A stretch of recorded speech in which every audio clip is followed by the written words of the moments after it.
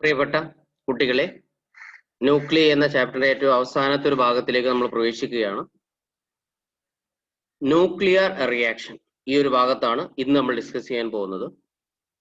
ന്യൂക്ലിയസിന്റെ reaction ആണ് ഇവിടെ നമ്മൾ പറയുന്നത്. ന്യൂക്ലിയർ റിയാക്ഷൻ നമ്മൾ പറഞ്ഞ് mass energy, binding energy versus mass number graph നമ്മൾ ഡിസ്കസ് ചെയ്ത സമയത്ത് നമ്മൾ അവിടെ പറഞ്ഞിരുന്നു ഒരു ന്യൂക്ലിയസിന്റെ മാസ് നമ്പർ 250-200 മുകളിലൊക്കെ ആകുമ്പോൾ അതിന്റെ ബൈൻഡിങ് എനർജി കമ്പാരിറ്റീവ്ലി കുറവാണ്. അപ്പോൾ അതിനെ മുറിച്ചിട്ട് രണ്ട് ചെറിയ ന്യൂക്ലിയസുകളാക്കി മാറ്റുമ്പോൾ അവിടെ ബൈൻഡിങ് എനർജി കൂടും. ബൈൻഡിങ് എനർജി കൂടുമെന്ന് പറഞ്ഞാൽ ന്യൂക്ലിയസ് മോർ ടൈറ്റ്ലി ബൗണ്ട് ആവും. മോർ ടൈറ്റ്ലി ബൗണ്ട് ആവും എന്ന് പറഞ്ഞാൽ എനർജി റിലീസ് ചെയ്യും. അതേപോലെ തന്നെ രണ്ട് ലൈറ്റർ ന്യൂക്ലിയസ് കൂടി ചേർന്ന് വലിയൊരു ന്യൂക്ലിയസ് ഉണ്ടാകുമ്പോഴും ബൈൻഡിങ് എനർജി കൂടുകയാണ് ചെയ്യുക എന്ന് പറഞ്ഞാൽ അവിടെയും മാസ് കുറയും എന്ന് പറഞ്ഞു കഴിഞ്ഞാൽ എനർജി റിലീസ് ചെയ്യും. ഇങ്ങനെ if a nuclei with less total binding energy transform to a nuclei with greater binding energy, binding energy കുറവുള്ള ഒരു ന്യൂക്ലിയസ് നമ്മൾ ചില പ്രവർത്തനം നടത്തിയിട്ട് ബൈൻഡിങ് എനർജി കൂടുകയാണെങ്കിൽ there will be a net release of energy. Energy release ചെയ്യാൻ പറ്റും. അങ്ങനെ there are two distinct ways of obtaining energy from the nucleus. രണ്ട് രൂപത്തിൽ നമുക്ക് എനർജി എടുക്കാൻ പറ്റും ന്യൂക്ലിയസ് എന്ന്.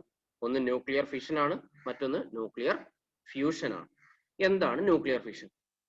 ന്യൂക്ലിയർ ഫിഷൻ എന്ന് പറഞ്ഞാൽ the process of the splitting of a heavy nucleus into two or more lighter nuclear is called nuclear fission.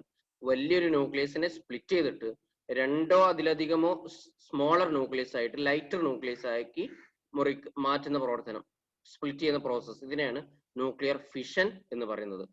നമുക്ക് ഒരു എക്സാമ്പിൾ നോക്കാം. ഒരു യുറേനിയം 235 എന്നുള്ള ഒരു ന്യൂക്ലിയസിൽ നിന്ന് നമ്മൾ ബ്രേക്ക് ചെയ്തിട്ട് ബേരിയവും ക്രിപ്റ്റോണും രണ്ട് സ്മോളർ ന്യൂക്ലിയസുകളാക്കി മാറ്റുകയാണ്. അങ്ങനെ മാറ്റുമ്പോൾ അവിടെ നമുക്ക് കുറച്ച് എനർജികൾ റിലീസ് ചെയ്യും. ഈ എനർജി നമുക്ക് ഇങ്ങനെ എനർജി റിലീസ് ചെയ്യാൻ പറ്റുന്ന പ്രോസസ്സിനെയാണ് ന്യൂക്ലിയർ ഫിഷൻ എന്ന് വിളിക്കുക. When a slow moving neutron strikes with a uranium nucleus, ഒരു യുറേനിയം ന്യൂക്ലിയസുമായിട്ട് കൂട്ടിയിടിക്കുമ്പോൾ it split into barium and krypton along with 3 neutrons and lot of energy.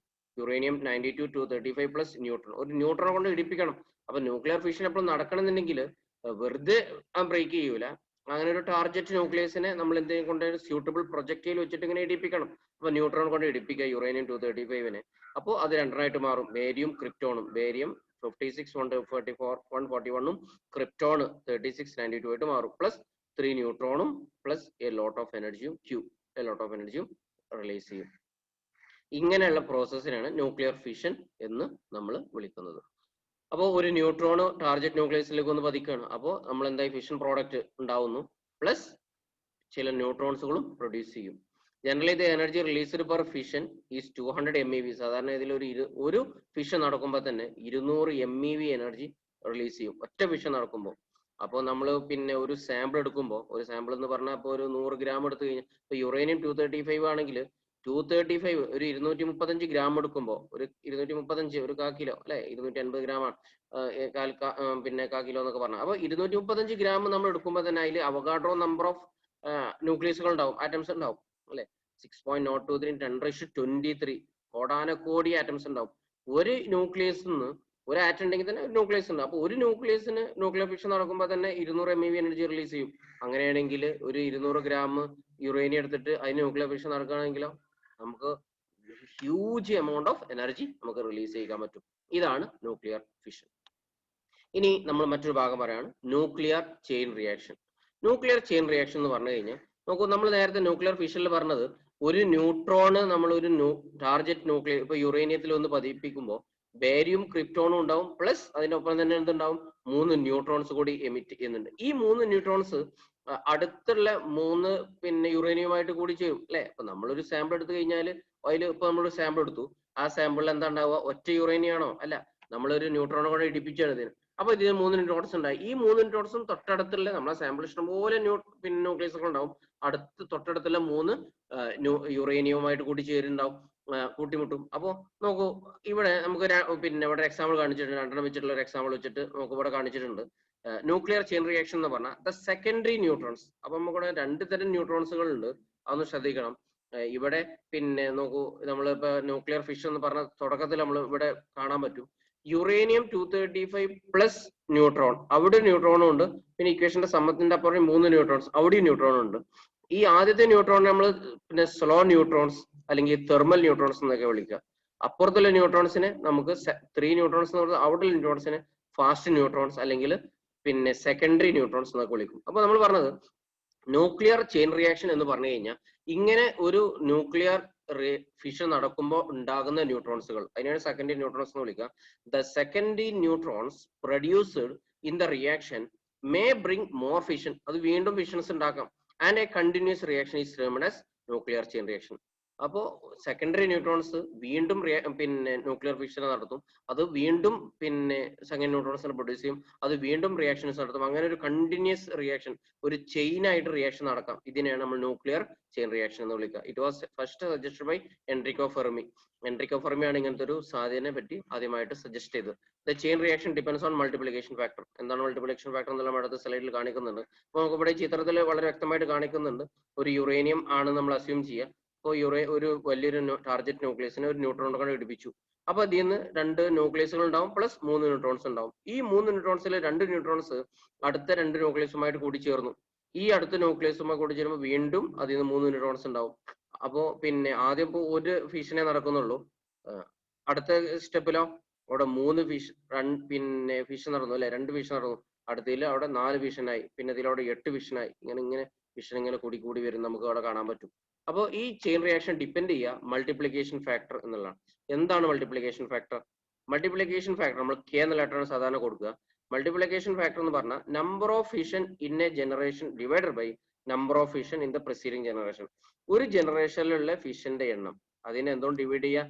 Number of fission അതിന് മുമ്പിലുള്ള ജനറേഷനിൽ ഫിഷന്റെ എണ്ണം കൊണ്ട് ഡിവൈഡ് ചെയ്യുക. ഇതിനെയാണ് മൾട്ടിപ്ലിക്കേഷൻ ഫാക്ടർ എന്ന് വിളിക്കുക. If K equal to 1, multiplication ഫാക്ടറിന്റെ വില 1 ആണെങ്കിൽ chain reaction will be steady and sustain. Reaction steady ആയിരിക്കും. അപ്പൊ നോക്കൂ, ഇപ്പൊ നമ്മൾ ഇവിടെ കാണിച്ച എക്സാമ്പിളിൽ ആദ്യം ഒരു ഫിഷനാണ് നടക്കുന്നുണ്ട്, പിന്നെ 2 എണ്ണായി, പിന്നെ 4 എണ്ണായി, പിന്നെ 8 എണ്ണായി, ഇങ്ങനെ ഫിഷൻ വരികയാണ് അല്ലെ. അപ്പൊ ആദ്യം പിന്നെ 1, പിന്നെ 2, പിന്നെ 4, 8. അപ്പോ ഇവിടെ പിന്നെ ഒരു ജനറേഷൻ, ഏതെങ്കിലും ജനറേഷൻ നമ്മൾ എടുത്തു. അപ്പൊ അവസാനത്തെ ജനറേഷൻ നോക്കൂ, അവസാനത്തെ ജനറേഷൻ നമുക്ക് 8 എണ്ണം ഇവിടെ ഫിഷൻ നടക്കുന്നുണ്ട് അല്ലെ. അപ്പൊ ഈ 8 അതിന്റെ തൊട്ട് മുമ്പത്തിലോ, അതിന് തൊട്ട് മുമ്പത്തിൽ 4 എണ്ണേ നടന്നിട്ടുള്ളൂ. അപ്പോ പിന്നെ ഒരു ഇവിടെ ഉള്ളത് എത്ര? 8 ഡിവൈഡഡ് ബൈ എത്ര? പ്രിസീഡിംഗ് ജനറേഷൻ എത്ര? 4. 8/4 എന്ന് പറഞ്ഞാൽ എത്ര വരും? 2 എന്ന് വരും. അപ്പൊ ചെയിൻ റിയാക്ഷൻ കെന്റെ വില എത്രയാണ്? 2 ആണ്. അപ്പൊ നേരെ മറിച്ച് പിന്നെ ആദ്യം ഒരു റിയാക്ഷൻ നടന്നു, അപ്പൊ നമുക്ക് 2 നടന്നു. വീണ്ടും അവിടെ 3 ന്യൂട്രോൺസ് ഉണ്ടാവേണ്ടതിൽ 2 ന്യൂട്രോൺസിനെ നമ്മൾ മാറ്റി, ഒറ്റ ന്യൂട്രോൺസേ ഉള്ളൂ. അങ്ങനെയാണെങ്കിൽ എന്ത് സംഭവിക്കാം? വീണ്ടും പിന്നെ നോക്കൂ, ഇപ്പൊ ഞാൻ ഒന്നുകൂടി വ്യക്തമാക്കി പറയാം. ഇപ്പൊ ഇവിടെ നമ്മളെ പിന്നെ ചിത്രത്തില് പിന്നെ നമ്മള് 3 ന്യൂട്രോൺസ് ആണ് ആദ്യം ഉണ്ടാവുന്നത് അല്ലെ, സെക്കൻഡറി ന്യൂട്രോൺ. ആ 3 സെക്കൻഡറി ന്യൂട്രോൺസിലെ 2 സെക്കൻഡറി ന്യൂട്രോൺസ് നമ്മൾ മാറ്റി, അപ്പൊ ഒറ്റ സെക്കൻഡ് ന്യൂട്രോണേ ഉള്ളൂ. അങ്ങനെയാണെങ്കിൽ വീണ്ടും എത്ര വിഷൻ ഉണ്ടാവുക? ഒരു വിഷനാണ് നടക്കുക അല്ലെ. വീണ്ടും അവിടെ നിന്നുള്ള 3 ന്യൂട്രോൺസ് വരും, അതിൽ 2 പിന്നെയും മാറ്റുകയാണ്, അപ്പൊ വീണ്ടും 2 എണ്ണം. അപ്പൊ ഒരു ജനറേഷനിലുള്ള 2, അതിന് തൊട്ട് മുമ്പത്തിലും 2, ഇങ്ങനെ വേണമെങ്കിൽ നമുക്ക് എടുക്കാൻ പറ്റും. സോ 2/2 അല്ലെങ്കിൽ 1 എന്ന് കിട്ടും. അപ്പോൾ ഇവിടെ കെന്റെ വില 1 ആണ്. അങ്ങനെ കെന്റെ വില 1 ആണെങ്കിൽ chain reaction will be steady and sustain. കെന്റെ വില 1നേക്കാൾ കൂടുതലാണെങ്കിലോ, അപ്പൊ നമ്മൾ കാണിച്ച ചിത്രത്തിൽ കെന്റെ വില 1നേക്കാൾ കൂടുതലാണ്, അങ്ങനെയാണ് ചെയിൻ റിയാക്ഷൻ ആക്സലറേറ്റ്. അങ്ങനെ സ്പീഡ് കൂടി ഇത് റിസൾട്ടിങ് ഇൻ എ എക്സ്പ്ലോഷൻ. ഇനി കെന്റെ വില 1നേക്കാൾ കുറവാണ്, അങ്ങനെയാണെങ്കിൽ chain reaction gradually comes to halt. അപ്പൊ അതിങ്ങനെ നിന്ന് വരും. അപ്പോൾ നമ്മളിവിടെ ജനറേഷനൊക്കെ വളരെ പിന്നെ മനസ്സിലാവുന്ന രൂപത്തിൽ ഒരു ചിത്രം ഇവിടെ കാണിച്ചിട്ടുണ്ട്. അപ്പോൾ ആദ്യത്തെ ഒരു ന്യൂട്രോൺസ്, അപ്പൊ സെക്കൻഡ് ന്യൂട്രോൺസ് സെക്കൻഡ് ജനറേഷൻ 2 ഉണ്ടായി, അടുത്ത ജനറേഷനിൽ 4 എണ്ണായി, പിന്നെ ജനറേഷനിൽ 8 എണ്ണായി, അങ്ങനെ പോവാണ്. അപ്പോൾ ഇതാണ് നമ്മൾ ഈ 8 എണ്ണത്തിൽ നമ്മളിപ്പോ നോക്കുമ്പോൾ ഇവിടെ 4th ജനറേഷനിൽ 8 ന്യൂട്രോൺസ് ഉണ്ട്. ആ 8 ന്യൂട്രോൺസിൽ 6 ന്യൂട്രോൺസിനെ പുറത്താക്കുകയാണെങ്കിലോ പിന്നെ തന്നെ ഉള്ളൂ 2 ന്യൂട്രോൺസേ ഉള്ളൂ. അപ്പൊ 2 വിഷയം നടക്കുള്ളൂ. അപ്പൊ ആ ജനറേഷനിൽ എത്ര വിഷനാണ്? 2 വിഷൻ. അതിന് മുമ്പത്തിലോ 4 ഉണ്ട്. അപ്പൊ 2/4 എന്ന് പറഞ്ഞു കഴിഞ്ഞാൽ 1നേക്കാൾ കുറവാണ്. അങ്ങനെയാണെങ്കിൽ അത് കുറച്ച് കഴിയുമ്പോൾ അങ്ങനത്തെ പ്രോസസ്സ് നോക്കും. ഇതാണ് നമ്മൾ പറഞ്ഞ കാര്യം. ഓക്കെ, ഇനി ന്യൂക്ലിയർ റിയാക്ടർ അടുത്ത ഒരു ഭാഗമാണ് നമുക്ക് ഡിസ്കസ് ചെയ്യാം. ന്യൂക്ലിയർ ഫിഷൻ ഉപയോഗിച്ചിട്ട് എനർജി പ്രൊഡ്യൂസ് ചെയ്യുന്ന ഒരു പിന്നെ ഡിവൈസ് ആണ് ന്യൂക്ലിയർ റിയാക്ടർ. ന്യൂക്ലിയർ റിയാക്ടർ എന്ന് പറഞ്ഞു കഴിഞ്ഞാൽ it is a powerful device where the nuclear energy producer is utilized for constructive purpose. It is a device in which the nuclear fission takes place in safe and controlled manner. Nuclear fission നടത്തിയിട്ട് energy release ചെയ്യുന്ന ഒരു ഡിവൈസിനെയാണ് nuclear reactor എന്ന് വിളിക്കുക. Depending upon the purpose, there are research reactors, production reactor and power reactor. സാധാരണ reactor നമുക്ക് പല രൂപത്തിൽ classify ചെയ്യാൻ പറ്റും. പവർ റിയാക്ടർ എന്ന് പറഞ്ഞാൽ ഇത് കറണ്ട് ഒക്കെ ഉണ്ടാക്കുന്ന ന്യൂക്ലിയർ റിയാക്ഷൻ നടത്തിയിട്ട് കറണ്ട് ഒക്കെ ഉണ്ടാക്കുന്ന റിയാക്ടർ. മറ്റേ റിസർച്ച് റിയാക്ടർ ഉണ്ട്, അവരുടെ റിസർച്ചുകളൊക്കെയാണ് നടത്തുന്നുണ്ടാവുക. ഓക്കെ, ഇനി main parts of A nuclear reactor പരീക്ഷയ്ക്ക് ചോദിച്ചിട്ടുണ്ട് ഇത്. അപ്പം ഒരു ന്യൂക്ലിയർ റിയാക്ടറിന്റെ പ്രധാന ഭാഗങ്ങൾ, ഒന്ന് ഫ്യൂവലാണ്. അപ്പോൾ ഒരു ന്യൂക്ലിയർ റിയാക്ടറിന് ഫ്യൂവൽ വേണം. ഫ്യൂവലായിട്ട് സാധാരണ ഉപയോഗിക്കുക ഫിഷണബിൾ മെറ്റീരിയൽസിലേക്ക് യുറേനിയം 235, യുറേനിയം 238, പ്ലൂട്ടോണിയം 239, ഇതൊക്കെയാണ് സാധാരണഗതിയിൽ നമ്മൾ ഏതായിട്ട് ഉപയോഗിക്കുക, ന്യൂക്ലിയർ ഫ്യൂവലായിട്ട് ഉപയോഗിക്കുക. അപ്പൊ പ്രധാനപ്പെട്ട ഭാഗങ്ങളാണ് ന്യൂക്ലിയർ റിയാക്ടറിൽ. ഒന്ന് ഫ്യൂവൽ വേണം, രണ്ടാമത് ന്യൂട്രോൺ മിക്സർ. നമ്മൾ പറഞ്ഞു ന്യൂട്രോൺ സോഴ്സ് വേണം, കാരണം ഒരു സ്യൂട്ടബിൾ പ്രൊജക്റ്റൈൽ കൊണ്ട് ഇടിപ്പിക്കണം ടാർഗറ്റ് ന്യൂക്ലിയസിനെ. അപ്പൊ അതിനൊരു ന്യൂട്രോണിന്റെ സോഴ്സ് വേണം. A mixer of beryllium with plutonium or radium or polonium is used as source of neutron. സാധാരണ അത് ഉപയോഗിക്കുക. ബെറീലിയം പ്ലസ് പ്ലൂട്ടോണിയം ഉപയോഗിക്കുക, അല്ലെങ്കിൽ ബെറീലിയം പ്ലസ് റേഡിയം ഉപയോഗിക്കുക, അല്ലെങ്കിൽ ബെറീലിയം പ്ലസ് പൊളോണിയം. ഇതാണ് സാധാരണ ന്യൂട്രോൺ സോഴ്സ് ആയിട്ട് ഉപയോഗിക്കുക. അപ്പൊ രണ്ടാമത്തെ ഭാഗമാണ് ഒരു ന്യൂട്രോൺ സോഴ്സ് വേണം. മൂന്നാമത്തൊന്ന് മോഡറേറ്റർ ആണ്. മോഡറേറ്റർ എന്ന് പറഞ്ഞാൽ it slow down the fast moving secondary neutrons produced during fission.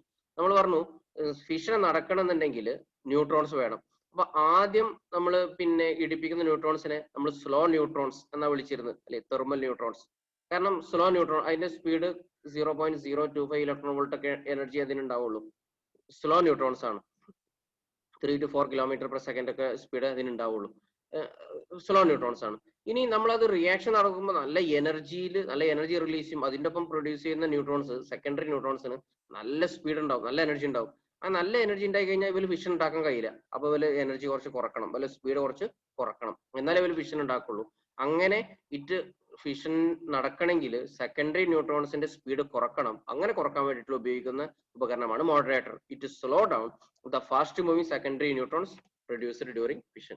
Heavy water അല്ലെങ്കിൽ ഗ്രാഫൈറ്റ് ആൻഡ് ബെറീലിയം ഓക്സൈഡ്, അതൊക്കെയാണ് സാധാരണഗതിയിൽ മോഡറേറ്റർ ആയിട്ട് ഉപയോഗിക്കാറുള്ളത്. കാരണം സെക്കൻഡറി ന്യൂട്രോൺസിന്റെ എനർജി ഇവിടെ കാണിച്ചിട്ടുണ്ടെങ്കിൽ 2 MeV ആണ്. അതിന് തെർമൽ ന്യൂട്രോൺസിന്റെ അല്ലെങ്കിൽ സ്ലോ ന്യൂട്രോൺസിന്റെ എനർജി എന്ന് പറഞ്ഞാൽ 0.025 ഇലക്ട്രോൺ വോൾട്ട് ആണ്. അപ്പൊ ഇങ്ങനെ സ്പീഡ് കുറക്കണം. അങ്ങനെ സ്പീഡ് കുറച്ചില്ലെങ്കിൽ ഫിഷൻ നടക്കാതെ പോലെ പുറത്തുകൊണ്ട് പോകും. ഫിഷൻ ഒന്നും ഉണ്ടാക്കാൻ കഴിയില്ല. അപ്പൊ ഫിഷൻ പിന്നെ നടക്കണമെന്നുണ്ടെങ്കിൽ ഈ സെക്കൻഡറി ന്യൂട്രോൺസിന്റെ സ്പീഡ് കുറക്കണം. അങ്ങനെ കുറക്കാൻ വേണ്ടിയിട്ടുള്ള ഉപയോഗിക്കുന്ന സാധനമാണ് മോഡറേറ്റർ. അടുത്തൊരു സാധനം കൂളന്റ്. ഒരു ന്യൂക്ലിയർ റിയാക്ടറിന്റെ പ്രധാനപ്പെട്ട ഭാഗങ്ങൾ മറ്റൊരു സാധനമാണ് coolant. The cold water, liquid oxygen, etc. are used to remove heat generated in the fission process. നമ്മൾ ന്യൂക്ലിയർ റിയാക്ഷൻ നടക്കുമ്പോൾ ഫിഷൻ നടക്കുമ്പോൾ അവിടെ ഹീറ്റ് ജനറേറ്റ് ചെയ്യും. ഈ ഹീറ്റ് ഒഴിവാക്കാൻ വേണ്ടി, റിമൂവ് ചെയ്യാൻ വേണ്ടി നമ്മൾ കൂളന്റുകൾ ഉപയോഗിക്കണം. അതിന് കൂളന്റ് ആയിട്ട് സാധാരണ കോൾഡ് വാട്ടർ, ലിക്വിഡ് ഓക്സിജൻ ഒക്കെയാണ് ഉപയോഗിക്കുക. മറ്റൊരു ടൈം കൺട്രോൾ റോഡാണ്. കൺട്രോൾ റോഡ് എന്ന് പറഞ്ഞു കഴിഞ്ഞാൽ നമ്മൾ പറയും സെക്കൻഡറി ന്യൂട്രോൺസ് പ്രൊഡ്യൂസ് ചെയ്യുമ്പോൾ അത് വീണ്ടും അതിന്റെ സ്പീഡ് കുറച്ച് കഴിഞ്ഞാൽ ഇവര് വീണ്ടും ഫിഷൻ ഉണ്ടാക്കും. അങ്ങനെ ഫിഷൻ ഇങ്ങനെ കണ്ടമായ സ്പീഡ് ഉണ്ടാക്കി കഴിഞ്ഞാൽ ചിലപ്പോൾ നമുക്ക് നിയന്ത്രിക്കാൻ കഴിയില്ല. അപ്പൊ നമ്മൾ ഇങ്ങനെ കൺട്രോൾ ചെയ്യാൻ വേണ്ടിയിട്ട് ചില ന്യൂട്രോൺസിനെ ആ ഫീൽഡിൽ നിന്ന് പിടിച്ച് മാറ്റേണ്ടി വരും. അങ്ങനെ ഉള്ള മാറ്റാൻ വേണ്ടിയിട്ടുള്ള ഉപയോഗിക്കുന്ന സാധനങ്ങളാണ് കൺട്രോൾ റോഡ്സ് എന്ന് വിളിക്കുക. They can capture the excess slow neutrons. ഒരുപാട് സ്ലോ ന്യൂട്രോൺസ് ഉണ്ടെങ്കിൽ ഇവരെ മാറ്റാൻ ഈ കൺട്രോൾ റോഡ്സിന് കഴിയും. Cadmium or boron rods are good absorber of neutrons and therefore used to control the fission reaction. അപ്പൊ കൺട്രോൾ റോഡുകളായിട്ട് സാധാരണ ഉപയോഗിക്കുക കാഡ്മിയം അല്ലെങ്കിൽ ബോറോൺ റോഡ്സുകളാണ്. മറ്റൊന്ന് ന്യൂട്രോൺ റിഫ്ലക്ടർ. ന്യൂട്രോൺ റിഫ്ലക്ടർ എന്ന് പറഞ്ഞാൽ it prevent the leakage of neutron by reflecting them back. Neutrons, secondary neutrons പുറത്ത് പോകാതാക്കാൻ വേണ്ടിയിട്ട് ഉപയോഗിക്കുന്നതാണ്. റിഫ്ലക്ട് ചെയ്തിട്ട് ഇവിടെ നമ്മളെ ഫിഷണൽ മെറ്റീരിയൽ തന്നെ വീണ്ടും ഇവർ വരണം. അപ്പൊ മോഡറേറ്ററിനാണ് സാധാരണ ന്യൂട്രോൺ റിഫ്ലക്ടർ ആയിട്ടും ഉപയോഗിക്കാറുള്ളത്. മറ്റൊന്ന് ഷീൽഡിങ്. മൊത്തം ഷീൽഡ് ചെയ്യാനുള്ള ഒരു പ്രൊട്ടക്ഷൻ അഗെയിൻസ്റ്റ് ഹാർംഫുൾ റേഡിയേഷൻ. ഈ concrete wall about thickness 2 to 2.5 meter is used as shield. അപ്പോൾ പ്രധാനപ്പെട്ട ഭാഗങ്ങളൊക്കെയാണ് നമ്മളിവിടെ പറഞ്ഞത്. അപ്പോൾ ഇതിൽ ഭാഗങ്ങൾ അറിയണം. പിന്നെ ഓരോന്ന് മോഡറേറ്റർ ആയിട്ട് എന്താ ഉപയോഗിക്കൽ, കൺട്രോൾ റോഡുകളായിട്ട് എന്താ ഉപയോഗിക്കൽ, ഈ ഒരു കാര്യമൊക്കെ അറിയും വേണം. ഓക്കെ, അപ്പോൾ ഒരു ന്യൂക്ലിയർ റിയാക്ടറിന്റെ പ്രധാനപ്പെട്ട ഭാഗങ്ങളാണ് നമ്മൾ ഡിസ്കസ് ചെയ്തത്. ഓക്കെ, ഇനി നമ്മൾ അടുത്തത് fast breeder reactor. Fast breeder reactor എന്ന് പറഞ്ഞു കഴിഞ്ഞാൽ സാധാരണഗതി ന്യൂക്ലിയർ റിയാക്ടറിൽ നമുക്ക് എനർജി മാത്രമേ കിട്ടുള്ളൂ. ഫാസ്റ്റ് ബ്രീഡർ റിയാക്ടറിൽ നോൺ ഫിഷണബിൾ ആയിട്ടുള്ള മെറ്റീരിയലിനെ ഫിഷണബിൾ മെറ്റീരിയലും കൂടി ആക്കി മാറ്റും കൂടി ചെയ്യും. അങ്ങനത്തെ റിയാക്ടറിനെയാണ് ഫാസ്റ്റ് ബ്രീഡർ റിയാക്ടർ എന്ന് വിളിക്കുക. അപ്പൊ സാധാരണ നമ്മളിപ്പോ ബോംബെയിലുള്ള ബാബ അറ്റോമിക് റിസർച്ച് സെന്റർ, ബാർക്ക്, അതൊരു ന്യൂക്ലിയർ റിയാക്ടർ ആണ്. അവിടെ നമുക്ക് തമിഴ്നാട്ടിലുള്ള കൽപ്പാക്കത്തിൽ ഒരു ന്യൂക്ലിയർ റിയാക്ടർ ഉണ്ട്. അതൊരു ഫാസ്റ്റ് ബ്രീഡർ റിയാക്ടർ കൂടിയാണ്. എന്ന് പറഞ്ഞാൽ ഇത് ഫിഷണബിൾ മെറ്റീരിയലും കൂടി ഉണ്ടാക്കും എന്നുള്ളതാണ് ഇവരുടെ പ്രത്യേകത. Here we can convert all the non-fissionable uranium-238 isotope into fissionable uranium-235 or plutonium-239.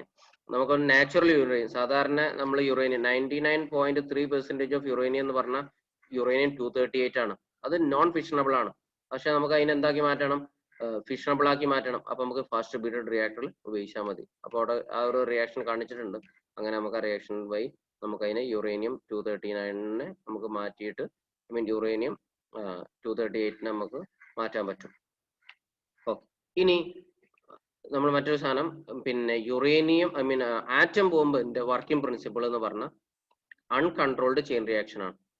Nuclear റിയാക്ടറിന്റെ principle എന്താ, കൺട്രോൾഡ് ചെയിൻ റിയാക്ഷൻ ആണ് അല്ലെ. രണ്ടും ചെയിൻ റിയാക്ഷൻ തന്നെയാണ്, ന്യൂക്ലിയർ ഫിഷൻ തന്നെയാണ്. പക്ഷെ കൺട്രോൾഡ് ന്യൂക്ലിയർ ഫിഷൻ ആണ് ഇതില് ന്യൂക്ലിയർ റിയാക്ടറിൽ. അൺകൺട്രോൾഡ് ന്യൂക്ലിയർ ഫിഷൻ ആണ് ഇതില് ആറ്റം ബോംബിൽ ഉണ്ടാവും. Huge amount of energy release ചെയ്യും, അത് എക്സ്പ്ലോഷൻ ഉണ്ടാകും, ഒരുപാട് നാശനഷ്ടങ്ങൾ ഉണ്ടാകും. ഇനി മറ്റൊരു ന്യൂക്ലിയർ ഫ്യൂഷൻ. ഇപ്പൊ ന്യൂക്ലിയർ ഫിഷൻ എന്ന് പറഞ്ഞാൽ ഒരു ഹെവി ന്യൂക്ലിയസിനെ സ്പ്ലിറ്റ് ചെയ്തിട്ട് രണ്ടോ അതിലധികമോ ലൈറ്റർ ന്യൂക്ലിയസ് ആക്കി മാറ്റുക, പ്ലസ് അതിന്റെ എനർജിയും കൂടി റിലീസ് ചെയ്യുക. ഇതാണ് ന്യൂക്ലിയർ ഫിഷൻ. ഇനി ന്യൂക്ലിയർ ഫ്യൂഷൻ എന്ന് പറഞ്ഞു കഴിഞ്ഞാലോ ഒരു പിന്നെ രണ്ടോ അതിലധികമോ അല്ലെങ്കിൽ രണ്ട് ലൈറ്റർ ന്യൂക്ലിയസിനെ കൂട്ടിച്ചേർത്തിട്ട് ഒരു ഹെവി ന്യൂക്ലിയസ് ആയി. The process of fusing, the process of combining two lighter nuclei to form one heavy nucleus is called nuclear fusion. അങ്ങനെ ആവുമ്പോൾ എനർജി റിലീസ് ചെയ്യും. In this process a large amount of energy is released. നമുക്കിപ്പോ പിന്നെ രണ്ട് deuterium കൂട്ടിച്ചേർത്തിട്ട് ഒരു ഹീലിയാക്കി മാറ്റി, അപ്പൊ നമുക്ക് അവിടെ energy, huge amount of energy release ചെയ്യാൻ പറ്റും. അപ്പോൾ ഇതാണ് ന്യൂക്ലിയർ ഫ്യൂഷൻ. നോക്കൂ, ഇവിടെ സിൻസ് ബോത്ത് ആർ പോസിറ്റീവ്, ഇപ്പൊ നമ്മൾ രണ്ട് ന്യൂക്ലിയസുകൾ, രണ്ട് ഡ്യൂട്ടീരിയം അല്ലെങ്കിൽ രണ്ട് ഹൈഡ്രജൻ നമ്മൾ കൂടിച്ചേർത്തിട്ട് ഡ്യൂട്ടീരിയാക്കി മാറ്റാണ്. അപ്പൊ ഹൈഡ്രജന്റെ ചാർജ്, ന്യൂക്ലിയസിന്റെ ചാർജ് പോസിറ്റീവ് ആണ്. അപ്പൊ രണ്ട് ഹൈഡ്രജൻ ന്യൂക്ലിയസിനെ കൂട്ടിച്ചേർക്കുക എന്ന് പറഞ്ഞാൽ പിന്നെ രണ്ടും പോസിറ്റീവ്ലി ചാർജഡ് ആണ്. അതുകൊണ്ട് തന്നെ ഈ രണ്ട് പോസിറ്റീവ്ലി ചാർജഡ് ന്യൂക്ലിയസിനെ നമ്മൾ കൂട്ടിച്ചേർക്കുമ്പോൾ അവിടെ എന്തുണ്ടാവും, റിപ്പൽഷൻ ഉണ്ടാവും, കൂളോം റിപ്പൽഷൻ ഉണ്ടാവും അല്ലെ. പോസിറ്റീവും വരുമ്പോൾ കൂളോം റിപ്പൽഷൻ ഉണ്ടാവും. Since both are positively charged they experience coulomb repulsion. So the essential condition for carrying out the nuclear fusion is to raise the temperature of the system. അപ്പോൾ നമ്മൾ ഈ coulomb repulsion overcome ചെയ്യാൻ വേണ്ടി നമ്മൾ സാധാരണഗതിയിൽ temperature കൂട്ടും. Therefore the particle have enough kinetic energy to overcome the Coulomb repulsion. അപ്പോൾ Coulomb repulsion ഒക്കെ ഓവർകം ചെയ്യാനുള്ള എനർജി ഈ കൊടുത്ത ടെമ്പറേച്ചറിന് ഹീറ്റ് ഇവർക്ക് അബ്സോർബ് ചെയ്തിട്ട്, തെർമൽ എനർജി അബ്സോർബ് ചെയ്തിട്ട് ഇതുപോലെ കൂളോം റിപ്പൽഷൻ ഒക്കെ ഓവർകം ചെയ്ത് ഇതുപോലെ കൂടിച്ചേരും. It is called thermo nuclear fusion reaction. അതുകൊണ്ട് നമ്മളതിനെ തെർമോന്യൂക്ലിയർ ഫ്യൂഷൻ, തെർമോന്യൂക്ലിയർ ടെമ്പറേച്ചർ കൊടുത്തിട്ടാണ് ഈ ഫ്യൂഷൻ റിയാക്ഷൻ നടക്കുക. അത് തെർമോന്യൂക്ലിയർ ഫ്യൂഷൻ റിയാക്ഷൻ ആണ് നടക്കുക. അപ്പൊ ഹൈ ടെമ്പറേച്ചർ കൊടുക്കണം, 10⁸ കെൽവിൻ എന്ന് പറഞ്ഞാൽ അച്ചരി നല്ല ഹൈ ടെമ്പറേച്ചർ കൊടുക്കണം, എന്നാലേ ന്യൂക്ലിയസുകളെ നമുക്ക് കൂട്ടിച്ചേർക്കാൻ പറ്റുകയുള്ളൂ. എനർജി ജനറേഷൻ ഇൻ സ്റ്റാർ, സ്റ്റാറിലുള്ള എനർജി ജനറേഷൻ, സ്റ്റാറിന് സണ്ണടക്കമുള്ള സ്റ്റാറുകളിൽ എനർജി എങ്ങനെ ജനറേറ്റ് ചെയ്യണത്, ന്യൂക്ലിയർ ഫ്യൂഷൻ ആണ്. എന്ന് പറഞ്ഞാൽ സണ്ണിന്റെ ഉള്ളിലൊക്കെ ഹൈഡ്രജൻ ഉണ്ട്, ഈ ഹൈഡ്രജൻ കൂടി ചേർന്നിട്ട് എന്തായിട്ട് മാറും, ഹീലിയം ആയിട്ട് മാറും. ആദ്യം ഹൈഡ്രജൻ കൂടി ചേർന്നിട്ട് ഡ്യൂട്ടീരിയം, പിന്നെ അത് മാറി പിന്നെ അത് ഹീലിയായിട്ട് മാറും. ഒരു ചെയിൻ റിയാക്ഷൻ ആണ്, ഒരു മൾട്ടിപ്പിൾ സ്റ്റെപ്പ് പ്രോസസ്സിലൂടെയാണ് സ്റ്റാറിലൊക്കെ എനർജി റിലീസ് ചെയ്യുന്നത്. അപ്പോൾ എന്ത് ചെയ്യും, സണ്ണടക്കമുള്ള സ്റ്റാറുകളിൽ എന്ത് ചെയ്യും, ഈ ഹൈഡ്രജൻ ഒക്കെ കൂടി ചേർന്നിട്ട് ഹീലിയായിട്ട് മാറും. എന്നിട്ട് അപ്പോൾ അതിന് എനർജി റിലീസ് ചെയ്യും. Nuclear fusion takes place at a very high temperature, approximately about 10⁷ Kelvin, and at a very high pressure, 10⁶ atm. Hydrogen bomb is based on nuclear fusion. The source of sun's energy is the nuclear fusion taking place at the sun. അപ്പോൾ നമ്മളിപ്പോൾ സണ്ണിന്റെ interior, സണ്ണിന്റെ ഉള്ളിലൊക്കെ ഇത്രയും high temperature ഉള്ളതുകൊണ്ട് അവിടെ nuclear fusion ഒക്കെ നടക്കും. അതേപോലെ തന്നെ ഹൈഡ്രജൻ ബോംബിന്റെ വർക്കിംഗ് പ്രിൻസിപ്പിൾ ന്യൂക്ലിയർ ഫ്യൂഷൻ ആണ്. ആറ്റം ബോംബിന്റെ വർക്കിംഗ് പ്രിൻസിപ്പിൾ ഏതാ, ന്യൂക്ലിയർ ഫിഷൻ ആണ്, അൺകൺട്രോൾഡ് ന്യൂക്ലിയർ ഫിഷൻ ആണ്. ഹൈഡ്രജൻ ബോംബിന്റെ, അപ്പൊ ഒരു ഹൈഡ്രജൻ ബോംബൊക്കെ വർക്ക് ചെയ്യണമെങ്കിൽ ആദ്യം ഒരു ആറ്റം ബോംബ് പൊട്ടിക്കേണ്ടി വരും. അത്രയും ഹൈ ടെമ്പറേച്ചർ ഉണ്ടാക്കണം, എന്നാലേ ഹൈഡ്രജൻ ബോംബ് വർക്ക് ആവുള്ളൂ. ഇനി നമ്മൾ ന്യൂക്ലിയർ ഫിഷനും ന്യൂക്ലിയർ ഫ്യൂഷനും ജസ്റ്റ് ഒന്ന് കമ്പയർ ചെയ്യാം. Similarities, both produce large amount of energy, രണ്ടിലും എനർജി റിലീസ് ചെയ്യും. Both process mass disappears which is converted, രണ്ടിലും കുറച്ച് മാസ് കുറയും. അപ്പൊ നമ്മൾ ന്യൂക്ലിയർ ഫിഷനിൽ വലിയൊരു ഹെവി ന്യൂക്ലിയസിനെ സ്പ്ലിറ്റ് ചെയ്തിട്ട് രണ്ട് സ്മോളർ ന്യൂക്ലിയസ് ആയിട്ട് മാറുകയാണ്. അപ്പോൾ ഈ വലിയ ന്യൂക്ലിയസിന്റെ മാസും ഈ സ്പ്ലിറ്റ് ചെയ്ത് വരുന്ന രണ്ട് ലൈറ്റർ ന്യൂക്ലിയസിന്റെ മാസും കൂടി കൂട്ടുമ്പോൾ ഏതാണ് എനിക്കൊരു മാസ് കൂടുതൽ, റിയാക്ടന്റിനാണ് മാസ് കൂടുതൽ, കുറച്ച് മാസ് ഇവിടെ ഡിസപ്പിയർ ഉണ്ട്. ഈ മാസാണ് എന്തായിട്ട് മാറുക, എനർജി ആയിട്ട് മാറുക. അതേപോലെ തന്നെ ന്യൂക്ലിയർ ഫ്യൂഷനും രണ്ട് ലൈറ്റർ ന്യൂക്ലിയസുകൾ കൂടി ചേർന്നിട്ടാണ് ഹെവി ന്യൂക്ലിയസ് ആയി മാറുക. അപ്പൊ നമ്മൾ ഈ രണ്ട് ലൈറ്റർ ന്യൂക്ലിയസിന്റെ മാസാണോ ഈ വലിയ ന്യൂക്ലിയസിന്റെ ഹെവി ന്യൂക്ലിയസിന്റെ മാസാണോ കൂടുതൽ, 2 ലൈറ്റർ ന്യൂക്ലിയസിന്റെ മാസ് ആയിരിക്കും. അപ്പോൾ ഇത് രണ്ടും കൂട്ടി ചേർത്തിട്ട് ആകുമ്പോൾ കുറച്ച് മാസ് കുറയുന്നുണ്ട്. ഈ മാസാണ് എന്തായിട്ട് മാറുക, എനർജി ആയിട്ട് മാറുക. ഇതാണ് സിമിലാരിറ്റീസ്. പരീക്ഷകരോട് ചോദിച്ചതാണ് ഇതിങ്ങനെ. 2 സിമിലാരിറ്റീസും 2 ഡിഫറൻസും ഇതാണ് ന്യൂക്ലിയർ ഫിഷന്റെയും ന്യൂക്ലിയർ ഫ്യൂഷന്റെയും. ഇനി ഡിഫറൻസിൽ ഒരു 2-3 പഠിച്ചു വെച്ചാൽ മതി. ന്യൂക്ലിയർ ഫിഷൻ എന്ന് പറഞ്ഞാൽ നമ്മൾ പറഞ്ഞു heavy nucleus split into 2 or more lighter nuclear. Nuclear fusion ആണെങ്കിലോ 2 or more lighter nuclear fuse to form a large nuclear. Nuclear ഫിഷനിൽ സ്യൂട്ടബിൾ പ്രൊജക്ടൈലേക്ക് ന്യൂട്രോൺ ഒക്കെ വേണം. മറ്റോടത്തോ light nuclear must be brought close against എന്നാ വേണ്ടേ, against in Coulomb repulsion. Coulomb repulsion ഒക്കെ against ആയിട്ട് 2 ന്യൂക്ലിയസിനെ കൊണ്ടുവന്നാൽ മതി. മറ്റോടത്തോ സ്യൂട്ടബിൾ പ്രൊജക്ടൈൽ വേണം. ഹൈ ടെമ്പറേച്ചർ വേണം എവിടെ, ന്യൂക്ലിയർ ഫിഷനിൽ. മറ്റോടത്തോ high temperature is not needed. High temperature is needed. Nuclear ഫിഷനിൽ ഹൈ ടെമ്പറേച്ചർ ആവശ്യമില്ല, ന്യൂക്ലിയർ ഫ്യൂഷനിൽ ഹൈ ടെമ്പറേച്ചർ വേണം. ക്ലിയർ? ന്യൂക്ലിയർ ഫ്യൂഷനിൽ കൂളം റിപ്പൽഷൻ ഓവർകം ചെയ്യണമെങ്കിൽ ഹൈ ടെമ്പറേച്ചർ വേണം, മറ്റൊരു ഹൈ ടെമ്പറേച്ചർ ഒന്നും വേണ്ട. പിന്നെ energy liberated per unit mass of the nuclear. ഒരു യൂണിറ്റ് മാസിന്റെ എനർജി ലിബറേറ്റഡ് കുറവാണ്, മറ്റൊരു കൂടുതലാണ്. ഇറ്റ് ഈസ് ലാർജ് എന്നുള്ളതാണ്. പിന്നെ പ്രോഡക്റ്റ് റേഡിയോ ആക്റ്റീവ് ആണ് ഏതില്, ന്യൂക്ലിയർ ഫിഷനിൽ. മറ്റൊരു ന്യൂക്ലിയർ ഫ്യൂഷനിൽ റേഡിയോ ആക്റ്റീവ് അല്ല.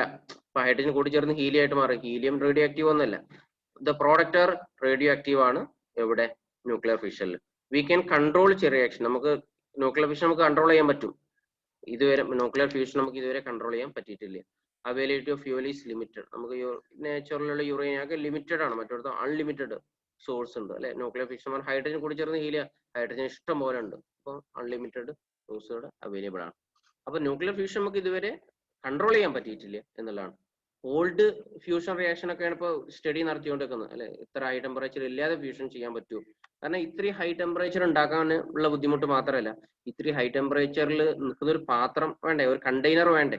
10⁻⁷ കെൽവിൻ ഒക്കെ ഉണ്ടായി കഴിഞ്ഞാൽ അത് ലിക്വിഡും പിന്നെ അല്ലെങ്കിൽ സോളിഡോ ഗ്യാസോ സ്റ്റേറ്റ് ഒന്നുമല്ല, പ്ലാസ്മ എന്നുള്ള വേറെ സ്റ്റേറ്റിലേക്ക് തന്നെ മാറും. അപ്പൊ അങ്ങനത്തെ ഹൈ ടെമ്പറേച്ചറിലേക്ക് നമുക്കൊന്ന് കൊണ്ടുപോകാൻ തന്നെ കഴിയില്ല എന്നുള്ളതാണ്. ഇനി ചില 1-2 ടേമുകൾ കൊണ്ട് അതുമായി ബന്ധപ്പെട്ട് പറയാണ് അഡീഷണൽ ഇൻഫർമേഷൻ ആയിട്ട്. Nuclear holocaust. ന്യൂക്ലിയർ ഹോളോകോസ്റ്റ് എന്ന് പറഞ്ഞു കഴിഞ്ഞാൽ a large scale destruction and devastation that would be caused by nuclear weapons. Atom bomb in Hiroshima Nagasaki ഒക്കെ നമുക്ക് അറിയുന്നതാണ്. അപ്പോൾ ഇതിനെ ന്യൂക്ലിയർ ഹോളോകോസ്റ്റ് എന്നൊക്കെ നമ്മൾ പറയാം. ഹിരോഷിമയിലും നാഗസാക്കിയിലൊക്കെ അമേരിക്ക ബോംബിട്ട വഴി ഒരുപാട് നാശനഷ്ടങ്ങളൊക്കെ ഉണ്ടായത് നമുക്കറിയാം. ഇനി അത് പരീക്ഷ ചോദിക്കൊന്നുമില്ല. ഇനി ഇവിടെ പ്രോബ്ലം ചെയ്യാനുള്ള ഒരു സാധനമാണ് ദ നമ്പർ ഓഫ് ആൽഫ പാർട്ടികൾ എമിറ്റഡ്. അപ്പോൾ ചിലപ്പോൾ പിന്നെ ഒരു പ്രോബ്ലം ചെയ്യുമ്പോൾ ഇങ്ങനെ കാണാം, ഒരു യുറേനിയം 236 ലെഡ് 206 ആയപ്പോൾ 206 ആയപ്പോൾ എത്ര ആൽഫ പാർട്ടികൾ, എത്ര ബീറ്റ പാർട്ടികൾ എമിറ്റ് ചെയ്തിട്ടുണ്ടാവും. അങ്ങനത്തെ ചോദ്യങ്ങളൊക്കെ വരുമ്പോൾ നമ്പർ ഓഫ് ആൽഫ പാർട്ടികൾ എമിറ്റഡ് കാണാനുള്ള equation change in mass number by 4 ചെയ്താൽ മതി. മാസ് നമ്പറിൽ എത്ര ചേഞ്ച് ഉണ്ട് ബൈ 4 കൊണ്ട് ഡിവൈഡ് ചെയ്യുക. Change in mass number by 4 ചെയ്താൽ മതി. നമ്പർ ഓഫ് ബീറ്റ പാർട്ടികൾ എമിറ്റഡ് കാണണമെങ്കിലോ 2 ഇൻറ്റു നമ്പർ ഓഫ് ആൽഫ പാർട്ടികൾ minus change in set. Alpha പാർട്ടികൾ എത്ര എമിറ്റ് ചെയ്യുന്നു ആദ്യം കണ്ടുപിടിക്കുക, എന്നിട്ട് അതിന്റെ ഇരട്ടി എടുക്കുക, അതിൽ നിന്ന് change in set, change in atomic number ചെയ്താൽ മതി. അപ്പൊ നമുക്ക് എന്ത് കിട്ടും, നമ്പർ ഓഫ് ബീറ്റ പാർട്ടികൾ എമിറ്റഡ് കിട്ടും. ഓക്കെ, ഇനി നമ്മൾ ഇന്നത്തെ പിന്നെ ഇവിടെ തെർമൽ ന്യൂട്രോൺസ് നമ്മൾ നേരത്തെ പറഞ്ഞിരുന്നു. ന്യൂക്ലിയർ ഫിഷൻ നടക്കണമെന്നുണ്ടെങ്കിൽ പിന്നെ അവിടെ നമ്മൾ സ്യൂട്ടബിൾ പ്രൊജക്റ്റൈൽ ലൈക്ക് ന്യൂട്രോൺ കൊണ്ട് ഇടിപ്പിക്കണം. ഈ ന്യൂട്രോൺ ഇടിപ്പിക്കുന്ന ന്യൂട്രോൺ നമ്മൾ സ്ലോ ന്യൂട്രോൺസ് അല്ലെങ്കിൽ തെർമൽ ന്യൂട്രോൺസ് എന്നാ വിളിക്കുക. They are low energy neutrons or slow neutrons. Their energy is 0.025 electron volt ആണ്. Velocity 2 to 3 kilometer, 2.2 kilometer per second. ഇതിനെ തെർമൽ ന്യൂട്രോൺസ് എന്ന് വിളിക്കാനുള്ള കാരണം എന്താ?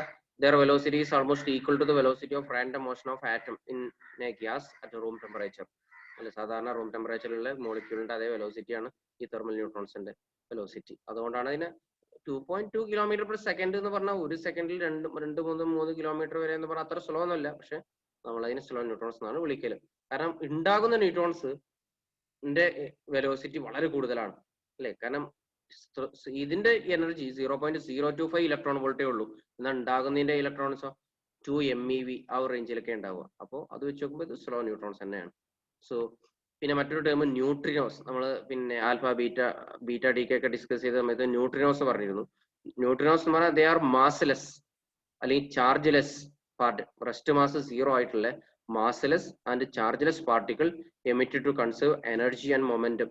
ഈ ന്യൂക്ലിയർ പിന്നെ ബീറ്റ ഡി കെ ഒക്കെ നടക്കുമ്പോൾ മൊമെന്റും എനർജിയൊക്കെ കൺസേർവ് ചെയ്യാൻ വേണ്ടിയിട്ട് ഉള്ള ഒരു പാർട്ടിക്കിൾ ആണ് beta particle. They has very less interaction with matter and hence very difficult discover. വളരെ കുറഞ്ഞ ഇന്ററാക്ഷനേ ഉള്ളൂ. ചാർജും ഇല്ല മാസൊന്നും ഇല്ലാത്ത വളരെ ചെറിയ മാസമുള്ള മൂവിങ് മാസ് തന്നെ വളരെ ചെറിയ മാസമുള്ള ഒരു സാധനമാണിത്. അതുകൊണ്ട് തന്നെ വളരെ കുറഞ്ഞ ഇന്ററാക്ഷനേ ഉള്ളൂ. അതുകൊണ്ട് തന്നെ നമുക്ക് കണ്ടുപിടിക്കാനും ബുദ്ധിമുട്ടാണ്. അപ്പോൾ ഇന്നത്തെ ക്ലാസ് നമ്മളിവിടെ നിർത്തുകയാണ്. അപ്പോൾ ഈ ചാപ്റ്റർ ഇവിടെ തീർന്നു. നന്നായിട്ട് പഠിക്കുക. ന്യൂക്ലിയർ എന്നുള്ള ചാപ്റ്ററാണ് നമുക്ക് തീർത്തത്. ഇനി നമ്മൾ വീണ്ടും നമ്മൾ തുടക്ക ഭാഗത്തിലേക്ക് തന്നെയാണ് നമ്മൾ പോവുക. അപ്പോൾ ഇതുവരെയുള്ള ഭാഗങ്ങൾ എന്തെങ്കിലും സംശയങ്ങളുണ്ടെങ്കിൽ ചോദിക്കുക. Okay, thank you.